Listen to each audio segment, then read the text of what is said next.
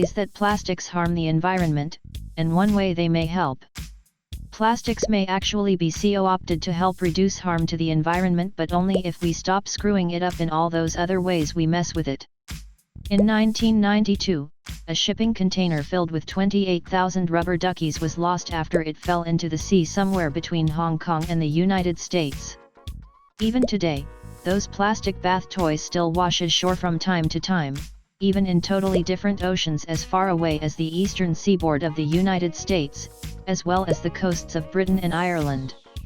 That flotilla of escaped plastic ducks joins millions of Lego pieces, sneakers, styrofoam insulation, plastic crates and a plethora of other items lost at sea, link, that surprisingly are teaching us about ocean currents and about the astonishing indestructibility of plastics in marine environments. But all this plastic waste is very harmful. Listed here are the 5 ways that plastics harm the environment, birds and wildlife, and even people. But as with anything, even plastics may actually have a beneficial use, despite the damage they are causing. 1. Plastic is ubiquitous. Plastic debris is found absolutely everywhere, from the Arctic to Antarctica. It clogs street drains in our cities, it litters campgrounds and national parks, and is even piling up on Mount Everest, link. But thanks runoff, and to our fondness for directly dumping our trash into the nearest river or lake, plastic is growing increasingly common in the world's oceans. Mountains of plastic trash have been found everywhere in the world's oceans, from one of the remotest specks of dirt on the planet, Henderson Island, a tiny uninhabited coral atoll in the middle of the Pacific Ocean, to the deepest spot on Earth, the Mariana Trench, which plummets to a depth of 10,994 meters, 36,070 feet, below sea level. As that flotilla of escaped rubber duckies demonstrated, floating plastic even forms massive garbage patches swirling slowly in the middle of the Pacific Ocean, thousands of kilometers away from land. But more than floating around in the water column, plastic trash is found in the guts of more than 90% of the world's seabirds, in the stomachs of more than half of the world's sea turtles, and it's even choking the life out of whales. At the rate at which plastic is accumulating in the oceans of the planet, it's predicted that, by 2050, the mass of plastic in the world's oceans will exceed the mass of all the fish that live there. 2. Plastics are one of the main products of fracking. We already know that fracking is bad for the planet. It pollutes water, soil, and air with toxins, it creates underground cavities that collapse into sinkholes, and it raises pressure in underground rock formations, destabilizing them and leading to earthquakes, even in places where earthquakes are uncommon. Adding insult to injury, one of the main products of fracking is plastics. Basically, fossil fuels removed from shale and other rock formations are turned into resin pellets that are used to manufacture ever more plastics, plastics that are easily discarded, plastics that usually are designed to be single-use. You may not know that plastics manufacturers are dangerous to the environment, to wildlife, and to people in other ways, too. For example, the British chemical industry giant, INEOS, has 75 manufacturing facilities in 22 countries, including the United States. In addition to contributing to growing mountains of plastic rubbish, INEOS facilities can boast an impressive and growing record of fires, explosions, and chemical leaks. The INEOS facility in Cologne, Germany was the site of a massive fire in 2008, and there have been a series of high-profile accidents elsewhere: a major oil leak in Norway, a number of chemical leaks in France, long-running controversies over chemical dumping in Italy, and the release of toxic gas that resulted in the hospitalization of workers in Belgium, according to a report written by Food and Water Watch and Food and Water Europe. 3. Plastics kill more than just people.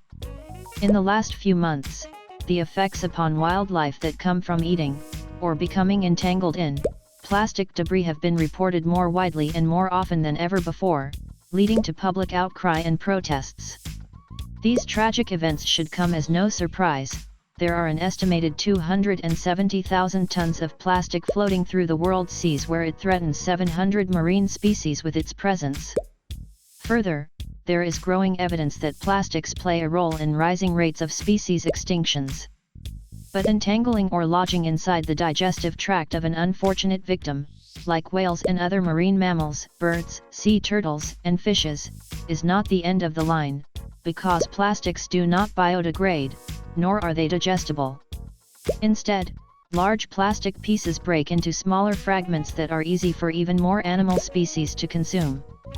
Eating plastics results in malnutrition, intestinal blockage, or slow poisoning from chemicals leached from or attached to plastics. It's almost as if seabirds and other marine animals are intentionally seeking out plastics and consuming them. But why? Recent research proposed that plastics in the oceans become covered with marine algae that release a natural sulfur compound, dimethylsulfoniopropienate, DMSP, when they die or become damaged. This chemical is detected by hungry seabirds and other marine creatures, which are attracted to it, and then they mistake plastics for lunch. Ref. Not even microscopic animals, collectively known as zooplankton, are safe from ingesting plastics, the only difference being that they consume microscopic plastic bits. Similar to plastics consumption by larger animals, microplastics can result in reduced feeding, energetic deficiencies, injury, or death of zooplankton, a very bad thing since zooplankton are part of the essential foundation upon which the entire marine food web rests. For not all plastic is recyclable and not all recyclable plastic is recycled. People are often confused by the terms breakdown versus biodegradable, or compostable. When plastics are broken down, this simply means one large piece of plastic is reduced into a bunch of smaller pieces of plastic. These smaller pieces of plastic can be consumed by smaller animals, but are still indigestible. A minority of plastics are compostable or biodegradable, which means they can be reduced to their chemical components by, say, your home compost. Other plastics can only be successfully composted by industrial or municipal facilities after first being separated from other, non-biodegradable, plastics. Unfortunately, most people are confused as to which plastics fall into this biodegradable category, and this confusion often is most apparent when confronted with unfamiliar plastics in unfamiliar places. For example, are plastic water bottles purchased, say, at the airport biodegradable? Should they be disposed into the recycling bin or into the food waste bin? It's often challenging to know, especially since little useful information is typically available to quickly make a decision. 5. Most plastics last forever. Once again, as demonstrated by the 1992 rubber ducky escape, plastics survive even the harshest conditions, such as floating around in a marine environment under blistering, unrelenting sunshine or frozen into Arctic ice for years before finally floating away and landing on some faraway shore. For this reason, plastics will probably outlast humanity itself. It is this apparent immortality leads me to my last point, which is that plastics may be co-opted for good. Plastics could be used to benefit the environment. It is tempting to demonize plastics, but realistically, plastics themselves are not inherently evil. Plastics make life better, and easier, for us. For example, one of the first things you use every morning and one of the last things you use every night, your toothbrush, is made of plastics. Every time you visit your supermarket, you meet many sorts of plastics that serve as packaging to prolong the freshness of foods, and in a hospital, a variety of plastics help prolong your life. In fact, it is the immortality of plastics has inspired some enterprising researchers to begin thinking outside of the box to develop innovations to repurpose already existing plastics, perhaps to even reduce the effects of climate change. How? The key lies in the chemical structure of plastics. Plastics are made of long chains polymers of carbon molecules, such as carbon dioxide, CO2, and methane, CH4. Methane gas is a molecule in cow farts that is 80 times more powerful than CO2 for causing climate change. CO2 gas is produced by burning natural things like gas, oil, wood, or plastics, and for this reason, we produce far more CO2 than methane, so the cumulative effects of all that CO2 are much greater than those of methane gas. Basically, if we could permanently remove a portion of CO2 or CH4 gases from the atmosphere by sequestering them into plastics, we would effectively be preventing these gases from causing further damage to the climate. One such enterprising company, Mango Materials, a small startup in California, is working to reduce the methane gas problem in wastewater treatment plants by harnessing the ability of particular microbes to capture methane and stick them together to create polymers that then can be manufactured into larger and more useful pieces of plastic. Another company, which was listed included in Forbes's 2018 30 Under 30 list in manufacturing and industry, link, is Filabot. This company converts already existing plastics, like water bottles, into plastic filaments that are used by 3D printers. This repurposes plastic waste into other useful forms instead of dumping it into the ocean, or incinerating it, which then liberates CO2 into the atmosphere where it can contribute to climate change. Mother Nature herself has a number of clever innovations that we are only beginning to discover and to understand. For example, there is evidence that at least some animals, such as caterpillars, manage to provide homes to their own special collection of gut microbes that can biodegrade at least some sorts traditionally non-biodegradable plastics, a discovery that could lead to innovations in truly recycling plastics.